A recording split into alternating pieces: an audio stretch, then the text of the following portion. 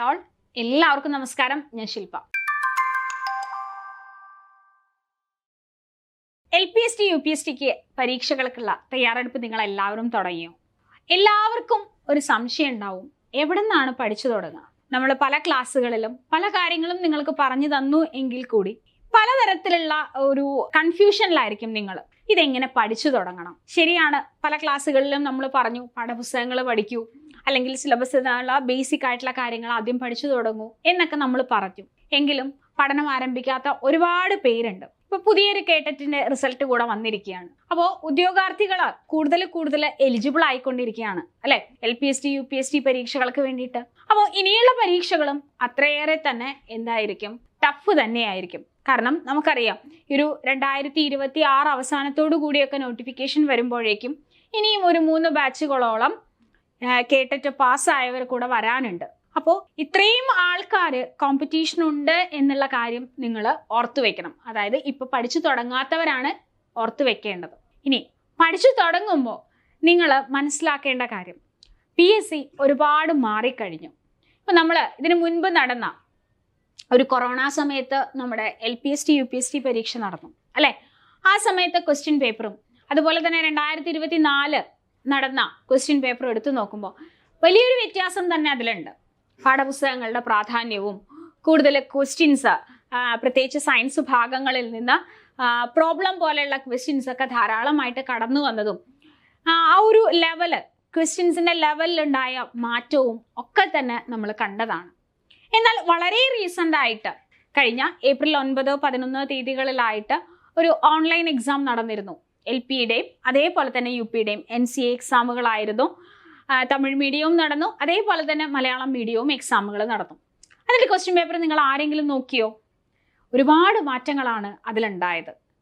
പ്രത്യേകിച്ച് social science ഭാഗത്ത് നിന്ന് നമുക്കറിയാം, സിലബസിൽ കേരള ഹിസ്റ്ററി, വേൾഡ് ഹിസ്റ്ററി, അതേപോലെ തന്നെ ഇന്ത്യൻ ഹിസ്റ്ററി ഒക്കെ നമുക്ക് ജനറൽ PSC പരീക്ഷകളെ അപേക്ഷിച്ച് നോക്കുകയാണെങ്കിൽ വളരെ കുറച്ച് കാര്യങ്ങൾ മാത്രമാണ് ഒരു LPST UPST പരീക്ഷയ്ക്ക് പഠിക്കാനുള്ളത് അല്ലെ.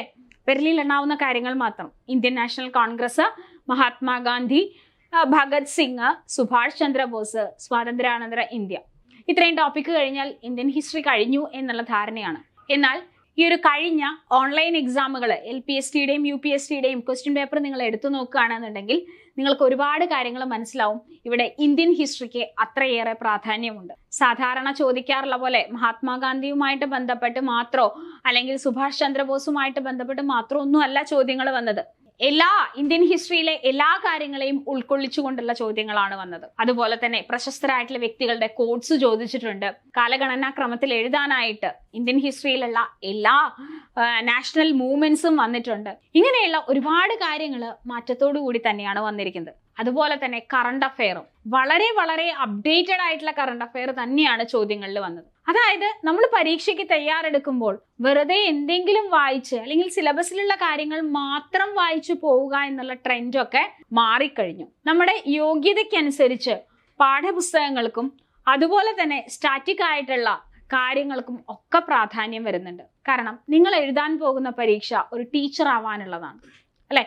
അപ്പോൾ ഒരു ടീച്ചർ ആകുമ്പോൾ നമ്മൾ കുട്ടികൾക്ക് പറഞ്ഞു കൊടുക്കേണ്ട ഒരുപാട് കാര്യങ്ങളുണ്ട്. അതായത് ഒരു സബ്ജക്റ്റിനെ കുറിച്ച് മാത്രം ഒരു നോളേജ് ഒരു ടീച്ചർക്ക് കുട്ടി നമ്മളിൽ നിന്ന് പ്രതീക്ഷിക്കുന്നില്ല. എല്ലാ കാര്യങ്ങളും അറിയുന്ന ഒരു വ്യക്തി എന്നാണ് കുട്ടി നമ്മളെ കാണുന്നത് അല്ലെ. അപ്പോൾ നമ്മളും അതിനനുസരിച്ച് എന്ത് ചെയ്യണം, കൂടുതൽ കാര്യങ്ങൾ അറിഞ്ഞിരിക്കണം. അത് തന്നെയായിരിക്കും PSCയും ഉദ്ദേശിക്കുന്നത് അല്ലെ. എല്ലാ കാര്യങ്ങളും നമ്മൾ അവിടെ അറിഞ്ഞിരിക്കണം. അവിടെ ഏറ്റവും കൂടുതൽ പ്രാധാന്യം ഞാൻ പറഞ്ഞതുപോലെ പാഠപുസ്തകങ്ങൾക്ക് തന്നെയാണ്. പുതിയ പാറ്റേണിലുള്ള പാഠപുസ്തകങ്ങളിൽ ഒരുപാട് കാര്യങ്ങൾ ഇൻക്ലൂഡ് ചെയ്തിട്ടുണ്ട്. ഇപ്പോൾ നോക്കുകയാണെന്നുണ്ടെങ്കിൽ നമുക്ക് സിലബസിൽ ഇന്ത്യൻ ജോഗ്രഫി എന്ന് പറയുന്ന ടോപ്പിക്കിൽ നമുക്ക് അവിടെ ഇന്ത്യയുടെ ഭൂപ്രകൃതി എന്ന് പറയുന്ന ടോപ്പിക്ക് പഠിക്കാനുണ്ട്. മുൻപത്തെ പഴയ പാഠപുസ്തകങ്ങൾ എടുത്തു നോക്കുകയാണെന്നുണ്ടെങ്കിൽ അവിടെ ഭൂപ്രകൃതി എന്ന് പറയുന്ന ടോപ്പിക്ക് എല്ലാ ഭൂപ്രകൃതിയും കൂടി ഒരൊറ്റ ലെസണിൽ ഇൻക്ലൂഡ് ചെയ്യുന്ന രീതിയിലായിരുന്നു. എന്നാൽ ഇപ്പോൾ 9ാം ക്ലാസ്സിലെ ജോഗ്രഫി ടെക്സ്റ്റ് എടുത്ത് നോക്കുകയാണെന്നുണ്ടെങ്കിൽ വളരെ ഇലാബറേറ്റ് ചെയ്ത് അല്ലെങ്കിൽ തന്നെ വളരെ ഡീറ്റെയിൽ ആയിട്ട് തന്നെയാണ് ഭൂപ്രകൃതിയെക്കുറിച്ച് എക്സ്പ്ലെയിൻ ചെയ്തിരിക്കുന്നത്. അപ്പം നമ്മൾ എന്താണ്, ഒരു സിലബസിലുള്ള കാര്യങ്ങൾ അല്ലെങ്കിൽ ഒരു റാങ്ക് ഫയലുള്ള കാര്യങ്ങൾ മാത്രം മനസ്സിലാക്കിയാൽ പോരാ. അതിനപ്പുറത്തേക്ക് പാഠപുസ്തകങ്ങളിൽ എന്തൊക്കെയാണോ ആ ഒരു ഭൂപ്രകൃതി എന്ന് പറയുന്ന ടോപ്പിക്കിൽ അവർ പറയാൻ ഉദ്ദേശിച്ചിട്ടുള്ളത്, ആ കാര്യങ്ങളെ നമ്മൾ നല്ല രീതിയിൽ മനസ്സിലാക്കേണ്ടിയിരിക്കുന്നു. അപ്പോൾ ഇനിയുള്ള പരീക്ഷകൾക്കുള്ള പഠനം എന്ന് പറയുന്നത് വളരെ ചെറിയ കാര്യമല്ല. പാഠപുസ്തകങ്ങളെ അത്രയേറെ പ്രാധാന്യത്തോടു കൂടി കാണണം. ഇനി എല്ലാവരുടെയും സംശയം എന്തായിരിക്കും? പഴയ പാഠപുസ്തകങ്ങളും പുതിയ പാഠപുസ്തകങ്ങളും രണ്ടും പഠിക്കണോ എന്നാണ്. രണ്ടും പഠിക്കേണ്ട ആവശ്യമൊന്നുമില്ല. പുതിയ പാഠപുസ്തകങ്ങൾ അത്രയേറെ കണ്ടന്റ് കൊണ്ട് റിച്ച് തന്നെയാണ്. അതുകൊണ്ട് പുതിയ പാഠപുസ്തകങ്ങൾ വളരെ വ്യക്തമായിട്ടും വളരെ ഡീറ്റെയിൽ ആയിട്ട് തന്നെ നിങ്ങൾ പഠിക്കാൻ ശ്രമിക്കുക. അതിന് നമുക്ക് ഒരുപാട് സമയം വേണ്ടേ? നമ്മൾ 5ാം ക്ലാസ് മുതൽ 10ാം ക്ലാസ് വരെയുള്ള പാഠപുസ്തകങ്ങൾ എന്ന് പറയുമ്പോൾ അവിടെ നമുക്ക് സോഷ്യൽ സയൻസ് മാത്രം പഠിച്ചാൽ പോരാ, അല്ലേ?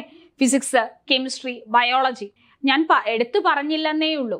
ഈ ഒരു ഫിസിക്സിൻ്റെയും കെമിസ്ട്രിയുടെയും ബയോളജിയുടെയും ഭാഗത്തു നിന്നുള്ള ചോദ്യങ്ങൾ കഴിഞ്ഞ ഏപ്രിൽ മാസങ്ങളിൽ നടന്ന ഓൺലൈൻ എക്സാമിന് ഒക്കെ ചോദിച്ചത് പ്രോബ്ലംസ് ആണ് കൂടുതലും. അതും പാഠപുസ്തകത്തിലുള്ള ചോദ്യങ്ങൾ തന്നെയാണ് കേട്ടോ. പാഠപുസ്തകത്തിൽ വന്ന വൈദ്യുതിയുമായിട്ട് ബന്ധപ്പെട്ടതും അതുപോലെ തന്നെ പ്രതിരോധവുമായിട്ട് ബന്ധപ്പെട്ടതും പിന്നെന്താണ് ന്യൂട്ടൺ വെയിറ്റ് ആയിട്ടൊക്കെ ബന്ധപ്പെട്ടിട്ടുള്ള ക്വസ്റ്റ്യൻസും അതൊക്കെ എന്താണ് ക്വസ്റ്റ്യൻസ് എല്ലാം വന്നിരിക്കുന്നത് പ്രോബ്ലം ആയിട്ടാണ്. ലെൻസിന്റെ പവർ കാൽക്കുലേറ്റ് ചെയ്യുക, ഇങ്ങനെയുള്ള ചോദ്യങ്ങൾ. അപ്പോൾ നിങ്ങൾ ക്വസ്റ്റ്യൻ പേപ്പർ കാണുകയാണെന്നുണ്ടെങ്കിൽ തീർച്ചയായിട്ടും ചെക്ക് ചെയ്ത് നോക്കാം. നമ്മൾ ഏതൊക്കെ ഭാഗങ്ങളിലാണ് വീക്കായി നിൽക്കുന്നത് എന്ന് ഇപ്പം തന്നെ മനസ്സിലാക്കാൻ ശ്രമിക്കാം. ഇനി ഒരു ഗ്യാപ്പ് ഇട്ട് ഇനി എന്തായാലും പഠിക്കണം. അപ്പോൾ 2026 ആവട്ടെ, അപ്പം പഠിച്ചു തുടങ്ങാം. അല്ലെങ്കിൽ പുതിയൊരു നോട്ടിഫിക്കേഷൻ വരട്ടെ, ഇനിയും വല്ല മാറ്റങ്ങളൊക്കെ വന്നാലോ അപ്പം പഠിക്കാം. ഇതല്ല നമ്മൾ ചിന്തിക്കേണ്ടത്. ഇപ്പോഴേ പഠിച്ചു തുടങ്ങാം. പാഠപുസ്തകങ്ങളിലെ മാറ്റം ഇനി എന്തായാലും വളരെ പെട്ടെന്നൊന്നും ഉണ്ടാവാൻ പോകുന്നില്ല, അല്ലേ? അപ്പോൾ ഇപ്പം പുതിയ വന്ന പാഠപുസ്തകങ്ങൾക്ക് അനുസരിച്ചുള്ള പഠനം നിങ്ങൾ ഇപ്പോഴേ തുടങ്ങാം. അപ്പോൾ നമുക്ക് ഇപ്പം പറയാനായിട്ട് തന്നെ ഏറ്റവും പുതിയ പാഠപുസ്തകത്തിനെ ബേസ് ചെയ്ത് വന്ന ഏറ്റവും പുതിയ എക്സാം തന്നെ നമ്മുടെ കയ്യിലുണ്ട്, അല്ലേ? അവിടെ ഇപ്പോൾ 6, 8, 10 ക്ലാസ്സുകളിലെ പാഠപുസ്തകങ്ങളായിരിക്കും ഇൻക്ലൂഡ് ചെയ്യാത്തത്. എങ്കിലും പുതിയ പാഠപുസ്തകങ്ങളിലെ മാറ്റങ്ങൾ ഉൾക്കൊണ്ട് തന്നെയാണ് ഈ ഒരു പുതിയ എക്സാമിൻ്റെ ക്വസ്റ്റ്യൻ പേപ്പർ വന്നിരിക്കുന്നത്.